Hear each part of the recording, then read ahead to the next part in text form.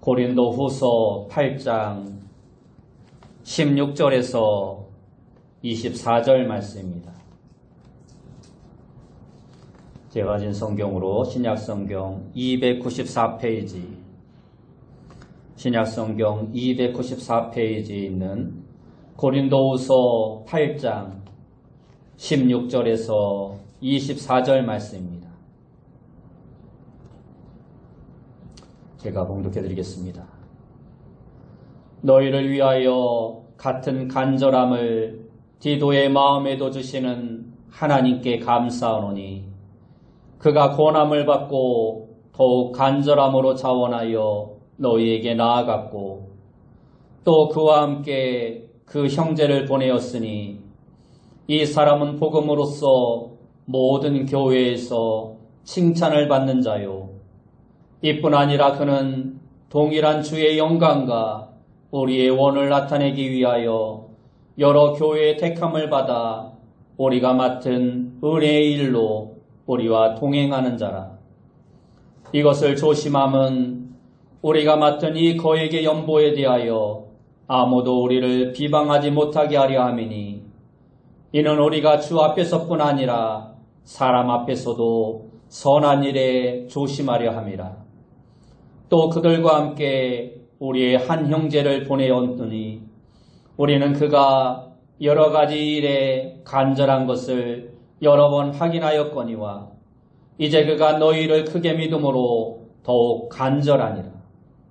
디도로 말하면 나의 동료요 너희를 위한 나의 동역자요 우리 형제들로 말하면 여러 교회의 사자들이요 그리스도의 영광이니라. 그러므로 너희는 여러 교회 앞에서 너희의 사랑과 너희에 대한 우리의 자랑의 증거를 그들에게 보이라. 아멘. 우리 옆에 분들과 인사합시다. 만나서 반갑습니다. 다시 한번 인사합시다. 오늘도 큰 은혜 받읍시다. 오늘 우리가 읽은 말씀을 통해서 인생의 동역자라는 제목으로 함께 은혜의 말씀을 나누길 원합니다. 우리가 이 세상의 삶을 살아가는 데 있어서 내 삶의 동반자가 누군가 하는 것은 그 사람의 삶의 질을 결정짓는 데 있어서 아주 중요한 역할을 합니다. 국회의원 비서하다가 국회의원이 되고 교수 연구실에서 조교로 돕다가 교수가 되고 사업가를 따라다니다가 큰 사업가가 되기도 하는 것입니다. 그러나 반대로 젊을 때부터 유흥업소 따라다니다가 알코올 중독자가 되고 도박꾼 따라다니다가 패가망신을 하고 마는 것입니다. 우리가 부모님을 선택하여 태어날 수 없는 것처럼 선택할 수 없는 운명적인 만남도 우리에게 많이 있습니다. 그러나 스승과 친구와 배우자와 같은 것들은 내가 선택할 수 있는 사람들입니다. 이러한 선택이 바로 내 삶의 질을 결정짓는 것입니다. 다윗에게 요나단은 신앙으로 맺어진 의형제였습니다.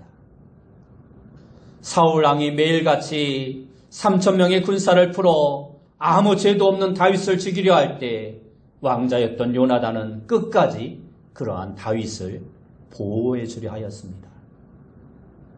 훗날 다윗이 왕이 되어 요나단이 사울왕과 함께 블레셋과의 전쟁에서 죽었다는 소식을 듣고 다윗은 사무엘하 1장 26절에 보면 그대가 나를 사랑함이 기이하여 여인의 사랑보다 더하였도다 라고 오랫동안 슬퍼하며 울었습니다. 그리고 다윗은 요나단의 아들이 성에서 떨어져 다리를 절며 숨어 살고 있다는 소식을 듣고는 그를 데려와 평생토록 왕의 식탁에서 왕과 함께 식사하도록 배려를 해 주었습니다. 이처럼 인간관계에 있어서 가장 중요한 자산은 실력보다는 시의입니다. 아무리 실력이 뛰어나도 한 번 신의가 없는 사람이라고 낙인이 찍히면 누구도 그와 함께 하려고 하지 않는 것입니다. 그의 탁월한 실력으로 오히려 언제라도 배반할 수 있는 사람이기 때문입니다. 현대그룹을 일궈낸 정재영 회장이 이북 통천에서 초등학교 졸업이 그의 학력의 전부였다고 합니다. 그의 자서전 시련은 있어도 실패는 없다라는 책에 보면 극심한 가난을 겪어낸 삶의 이야기가 그대로 적혀 있습니다. 그는 인생이란 시련의 연속이며 연속되는 시련과 싸우면서 그것을 극복해 나가는 과정이 우리의 삶이다라고 말을 하였습니다. 더하여야 더할 게 없는 마지막의 마지막까지 최선을 다하는 것, 이것이 바로 정재영 회장의 인생 철학이었습니다. 어느 날 박정희 대통령이 정재영 회장에게 정 회장님, 우리나라가 수출 대국이 되려면 유조선 등 대형 화물선이 필요한데 조선소를 세워주시오 하고 말을 하였습니다. 정 회장은 대통령의 권유를 뿌리치지 못해서 한번 해보겠다라고 약속을 했으나 당시 외화가 부족한 우리나라에서 조선소를 세운다라는 것은 너무도 어려운 일이었습니다.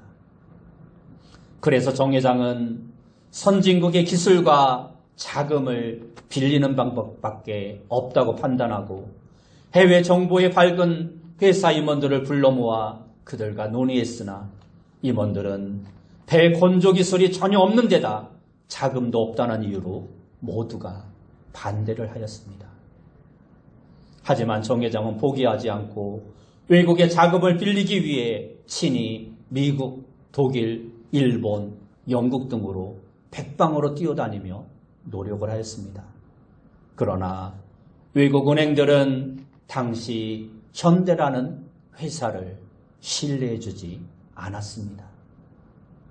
정 회장은 자금을 빌려주는데 다소 개방적이었던 영국에 건너갔으나 그곳에서도 실패하자 자금을 빌리는 것보다 먼저 기술을 도입해서 그 기술을 가지고 성공하면 그 이후에 자금을 빌리는 쪽으로 선택을 했습니다. 이러한 정 회장의 전략은 그대로 맞아떨어졌습니다. 영국 스코트 리스고 조선소와 기술협조 계약을 마무리 짓고 곧장 런던으로 돌아가서 애플 도어사의 롬바또 회장을 만나 자금을 대출해 줄 것을 요구합니다. 그러나 그 회장은 아직 선주도 없고 한국의 상한 능력과 잠재력도 신뢰할 수 없다라고 거절을 하였습니다. 그때 정재영 회장은 주머니에 넣고 있던 500원짜리 지폐, 당시에는 500원짜리 종이 지폐가 있었는데 거기에는 거북선이 새겨져 있었습니다. 그 지폐를 꺼내서 테이블 위에 올려놓으면서 이것을 보시오. 이것이 우리나라가 만든 거북선이요. 당신네 영국의 조선 역사는 1800년대부터라고 알고 있는데 우리는 당신보다 300년이나 빠른 1500년대에 이러한 철갑선을 만들어서 일본을 무찔렀소. 다만 그 조선이 세국정책으로 산업화가 늦어졌지만 우리 국민의 잠재력과 능력은 고스란히 그대로 있소 하고 회장을 설득하였습니다. 회장은 이러한 정 회장의 열정에 믿음을 갖게 되어서 자금을 빌려주었다고 합니다. 이렇게 탄생된 것이 바로 현대 중공업입니다. 오늘날 세계 최고의 조선소로 거듭난 것입니다. 정 회장은 늘 입버릇처럼 말했다고 합니다. 사업가는 신용이 제일인데 신용을 잃으면 그것으로 끝이다. 오늘 본문은 예루살렘 교회가 극심한 가뭄으로 고난을 겪고 있다는 소식을 듣고 고린도 교회가 마게도냐 교회들과 함께 헌금을 모았는데 누가 이 헌금을 예루살렘 교회에 전달할 수 있는가라는, 전달할 사람을 뽑는 신뢰할 만한 동역자가 누구인가를 소개하고 있는 것입니다. 오늘날 같이 은행이 발달되지 않은 시대에 많은 현금을 운반한다는 것은 매우 위험하고 조심스러운 일이었습니다. 옛날 우리나라도 60, 70년대 시골에서 밥 팔고 소를 팔아 서울에 있는 아들 대학 등록금을 보낼 때 아버지는 돈을 보따리에 싸서 허리뚱이에 메고 열차를 탔습니다. 할머니들은 허벅지 안쪽에 특별한 조그만 주머니를 만들어 놓고 그곳에 현금을 놓고 옷빈으로 꽂는 그러한 일을 하였습니다. 바울은 오늘 본문에서 이 중요한 임무를 수행할 인물로 디도와 함께 동행할 사람을 선정하게 된 이유를 3가지 설명하고 있습니다. 동역자의 첫 번째 조건은 간절함입니다. 오늘 본문 16절에서 18절 말씀에 보면 너희를 위하여 같은 간절함을 디도의 마음에도 주시는 하나님께 감사하노니 그가 권함을 받고 더욱 간절함으로 자원하여 너희에게 나아갔고 또 그와 함께 한 형제를 보내었으니 이 사람은 복음으로써 모든 교회에서 칭찬을 받는 자요라고 말씀하고 있습니다. 오늘 본문 전체를 보면 간절함이란 단어가 3번이나 나오고 있습니다. 간절함이란 그 일에 대한 진지함이고 마음의 열정이 있을 때 나타나는 삶의 태도를 말하는 것입니다. 이 간절함은 무슨 일이든 그 일을 함에 있어서 아주 중요합니다. 그러므로 내가 이 일을 해야 한다는 마음이 디도에게 있었던 것입니다. 간절함이 없는 사람은 무슨 일이든 적당히 처리하나 간절함이 있는 사람은 항상 모든 일에 최선을 다하는 것입니다. 에베소서 6장 6절 말씀은 눈가림만 하여 사람을 기쁘게 하는 자처럼 하지 말고 그리스도의 종들처럼 마음으로 하나님의 뜻을 행하라 하고 말하고 골로새서 3장 23절에는 무슨 일을 하든지 마음을 다하여 주께 하듯 하고 사람에게 하듯 하지 말라고 말씀하고 있습니다. 이 말씀 모두가 우리가 무슨 일을 하든 간절함으로 진실되게 해야 한다는 것입니다. 예수님은 마태복음 25장 40절에서 지극히 작은 자 하나에게 한 것이 곧 내게 한 것이니라 라고 말씀하셨습니다. 그러므로 우리는 항상 상대방이 누구이든지 간에 소중한 인격체로 대하는 습관이 있어야 합니다. 그리고 무슨 일을 하든 그리고 아무리 사소한 일일지라도 우리에게 간절함이 있어야 하는 것입니다. 얼마 전 KBS 인간극장에서 시각장애인으로 태어난 12살 피아니스트 김건우 군의 이야기를 방송하는 것을 잠깐 보았습니다.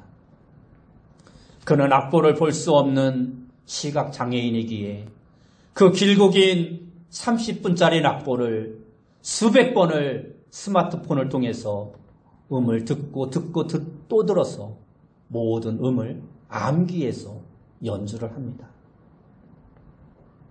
그가 서울시립교양단과 협연을 마치자 매일 그의 등교를 담당하였던 외할머니는 눈물을 흘리셨습니다. 건우는 6살 때 유치원에서 절대 음감을 가진 것을 발견하면서 피아노를 시작했다고 합니다. 방송에서는 그를 가리켜서 1%의 재능을 99%의 노력과 의지로 채워가는 12살 피아니스트라고 소개를 하였습니다. 매일같이 맹학교가 끝나면 곧장 학원으로 달려가 하루 8시간씩 피아노 연습을 합니다. 남들은 한두 시간 해야 될 것을 일단은 음을 듣고 그 음을 암기해야 되기 때문에 8시간씩 연습하는 것입니다. 그를 세심하게 지도하는 선생님도 보지 못하고 듣지 못하고 말하지 못하는 헬란 켈러를 가리킨 애니 설리번처럼 정성을 다하여 그를 지도하고 가르칩니다. 그렇습니다. 천재는 태어나는 것이 아니라 1%의 재능과 99%의 노력으로 만들어지는 것입니다. 여러분도 누군가의 동역자가 되기 위하여 이러한 간절함이 있어야 하는 것입니다. 동역자의 두 번째 조건은 자원함입니다. 아무리 좋은 일도 자원하는 마음이 없으면 즐겁지 않고 그 일에 대한 결과도 나쁘게 나올 수밖에 없는 것입니다. 자원하는 마음은 자발적인 감정이 없어도 사명감이 자원하는 마음을 때로 갖게 하기도 합니다. 바울이 이방인의 사도가 된 것은 자발적 자원 감정보다는 스데반을 죽인 죄책감에 사죄하는 심정으로 이방 선교의 사명적 자원함으로 나섰던 것입니다. 모세도 여호수아도 기드온도 예수님의 12 제자들도 처음부터 자원한 사람이 아니었습니다. 모두가 하나님의 부르심에 사명감을 깨닫게 되었고 그 사명감에 순종할 때 귀하게 쓰임을 받았던 것입니다. 우리는 하나님의 일을 할 때 기쁜 마음을 가지고 그 일을 감당하는 자가 되어야 합니다. 억지로 어쩔 수 없이 하는 일에는 기쁨이 있을 수 없는 것입니다. 그러므로 우리는 하나님의 일을 할 때 무엇보다 자원하는 마음이 있어야 합니다. 그래야 기쁨을 가지고 하나님의 일을 온전히 감당할 수 있는 것입니다. 그러나 자원하는 마음만으로는 우리가 끝까지 주님의 일을 기쁘게 감당할 수 없습니다. 왜냐하면 우리는 너무나도 연약한 존재이기에 쉽게 원망하고 쉽게 불평할 수밖에 없는 것입니다. 그래서 우리의 자원함에 주님이 주시는 사명감이 함께 해야 하는 것입니다. 우리의 자원함에 주님이 주시는 사명감이 더해질 때 우리는 온전한 모습으로 끝까지 포기하지 않고 주님의 일을 잘 감당할 수 있는 것입니다. 동역자의 세 번째 조건은 주변 사람들로부터도 검증된 사람이어야 합니다. 오늘 본문 18절을 보면 이 사람은 복음으로써 모든 교회에서 칭찬을 받는 자요라고 말씀하고 있습니다. 바울은 디모데에게 교회 일꾼을 세울 때 몇 가지 검증할 사항을 교훈해 주었습니다. 디모데전서 3장 4절에서 7절 말씀에 보면 첫째, 자기 집을 잘 다스려 자녀들로 모든 공손함으로 복종하게 하는 자여야 했습니다.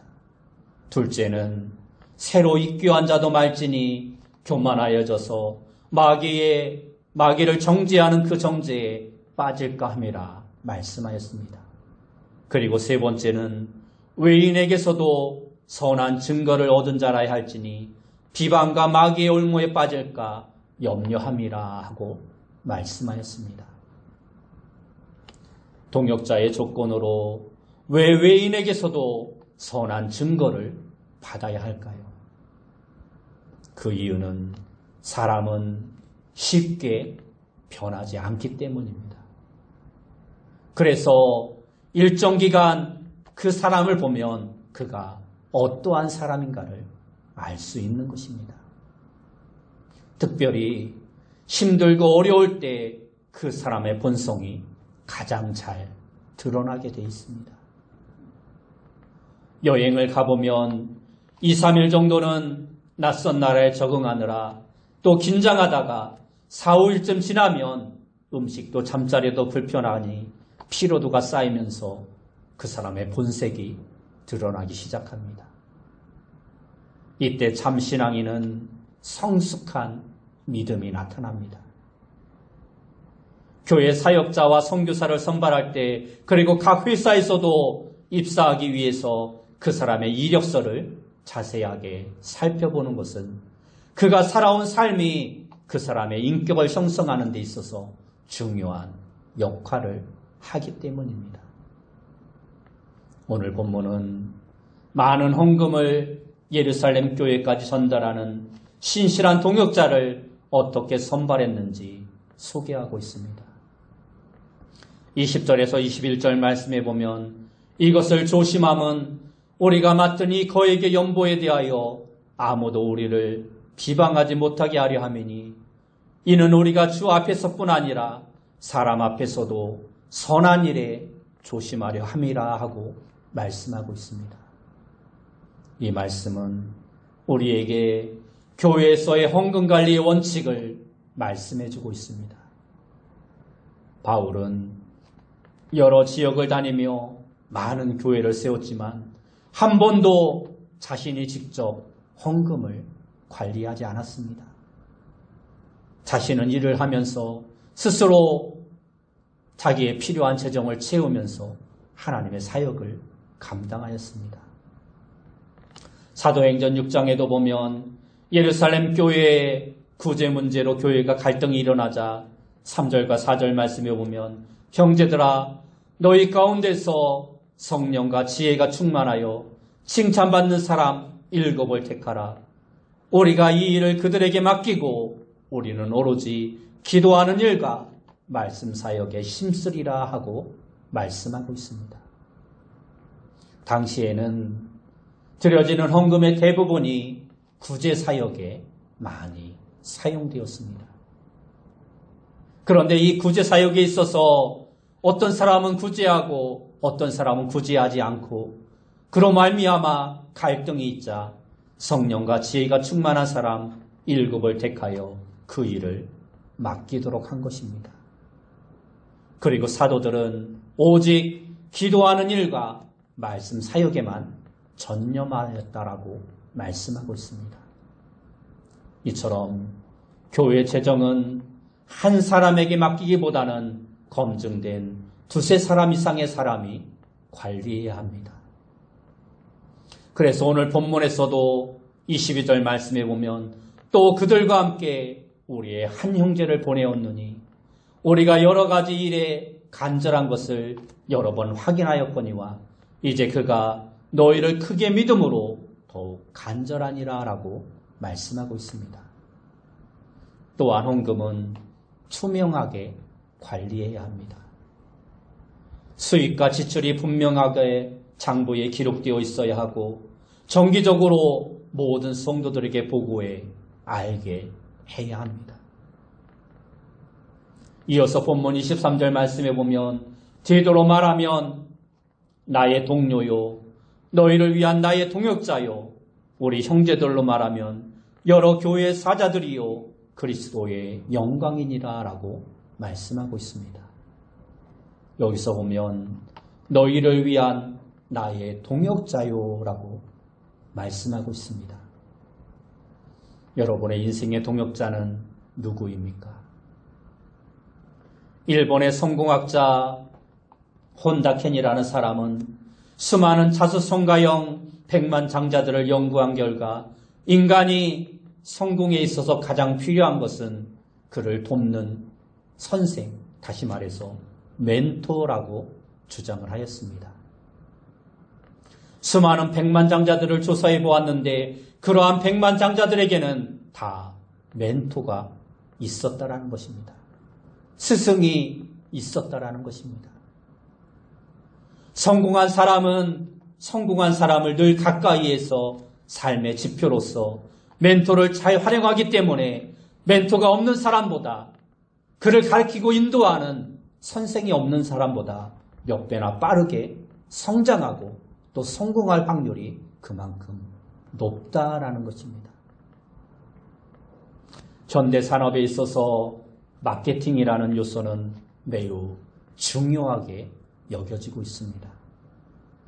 그래서 각 기업마다 자기의 제품을 홍보하기 위해서 수많은 자본을 투자하는 것입니다. 아무리 좋은 제품을 만들어 놓았을지라도 마케팅 홍보가 제대로 이루어지지 않으면 그 제품은 성공할 수 없는 것입니다. 그러나 반대로 제품이 별로이더라도 마케팅 홍보가 잘 되어지면 그 제품은 성공하게 되어 있는 것입니다. 세계 최고의 마케팅 전략가로 인정받는 잭 트라우드라는 사람은 포지셔닝이라는 개념을 통해서 혼자서 열심히 이루는 사람의 성공 확률은 1%를 넘지 않는다. 그러나 자신을 도와줄 사람을 찾아 그와 협력하는 사람의 성공 확률은 33%가 넘는다라고 말을 하였습니다. 혼자서 일하는 사람은 성공 확률이 1%를 넘지 않는다는 것입니다. 그러나 아무리 능력이 없는 사람이라 할지라도 자신을 도와줄 사람을 찾아서 그와 협력하면 최소한 성공 확률이 33%라는 것입니다. 국내 친구업계 1위인 이부자리의 고홍준 사장은 이 말을 인용해서 만약 평생 함께 일할 수 있는 사람을 만나면 그 사람은 거의 100% 성공할 수 있다라고 말을 하였습니다. 성경에도 보면 이와 같은 원리가 그대로 나타나고 있습니다. 여호수아에게는 모세라는 지도자가 있었고 엘리사에게는 엘리야라는 선생이 있었습니다. 바울에게는 바나바와 같은 신앙의 멘토가 있었던 것입니다. 그러므로 오늘 우리도 하나님을 위해 함께 동역할 수 있는 귀한 동역자를 만나게 해달라고 끊임없이 기도하는 자가 되어야 합니다.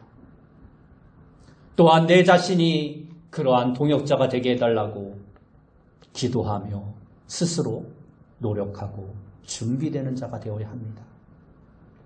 나 혼자서는 온전한 신앙생활을 할 수 없고 인생에서 승리할 수 없고 큰 일을 행할 수 없는 것입니다. 그러나 나와 함께 누군가가 그 일에 동참해 준다면 내 신앙에 있어서도 더욱더 크게 성장할 수 있고 하나님의 큰 일을 더욱더 힘있게 감당할 수 있는 것입니다. 기독교 민족운동가요 작가였던 함석헌 씨가 쓴 그대 그 사람을 가졌는가라는 시가 있습니다. 말리길 나서는 길 처자를 내맡기며 마음 놓고 갈 만한 사람 그 사람을 그대는 가졌는가. 온 세상 나를 버려 마음이 외로울 때에도 저마미하고 믿어지는 그 사람을 그대는 가졌는가. 탔던 배가 꺼져 가라앉는 시간 구명대를 서로 사양하며 너만은 제발 살아다오 할 그 사람을 그대는 가졌는가. 불의의 사형장에서 다 죽여도 너희 세상 빛을 위해 저 사람만은 살려두어라 라고 일러줄 그 사람을 그대는 가졌는가. 잊지 못할 이 세상을 놓고 떠나려 할 때 저 사람이 있으니 하며 방긋이 웃고 눈을 감을 그 사람을 그대는 가졌는가. 온 세상의 찬성보다는 아니하고 가만히 머리 흔들 그 한 얼굴을 생각할 때 유혹을 물리치게 되는 그 사람을 그대는 가졌는가. 이러한 사람, 이러한 동역자를 가진 사람은 어떠한 상황 가운데서도 참으로 행복할 수 있는 것입니다. 로마서 16장을 보면 바울은 자신보다 먼저 로마에 들어가 로마 교회를 섬기는 26명의 사람들을 소개하고 있습니다. 그 중에 인상 깊은 몇 사람이 있습니다. 첫째는 맨 처음 등장하고 있는 베베라는 여 집사입니다. 고린도에서 10km 떨어진 항구 도시 갱그리아 교회 일꾼인 베베 집사는 바울의 선교 동역자가 되어서 물질적인 후원을 통하여 그의 복음 사역에 큰 역할을 감당하였던 집사였습니다. 두 번째는 브리스가와 아굴라 부부입니다. 성경은 그들은 내 목숨을 위하여 자기들의 목숨까지도 내놓았나니 나뿐 아니라 이방인의 모든 교회도 그들에게 감사하느니라 하고 말씀하고 있습니다. 그들은 고린도에서 바울과 같이 천막사업을 하다 바울을 만나서 인생이 바뀐 부부였습니다. 그들은 그 후에 에베소 교회를 섬기다가 지금은 로마 교회를 섬기러 로마로 이사한 부부였습니다. 이처럼 이 부부는 복음을 위해서 자신의 사업도 자신의 집도 기꺼이 옮겨가면서 바울의 선교에 협력한 눈물겨운 부부였습니다. 세 번째는 루포의 어머니입니다.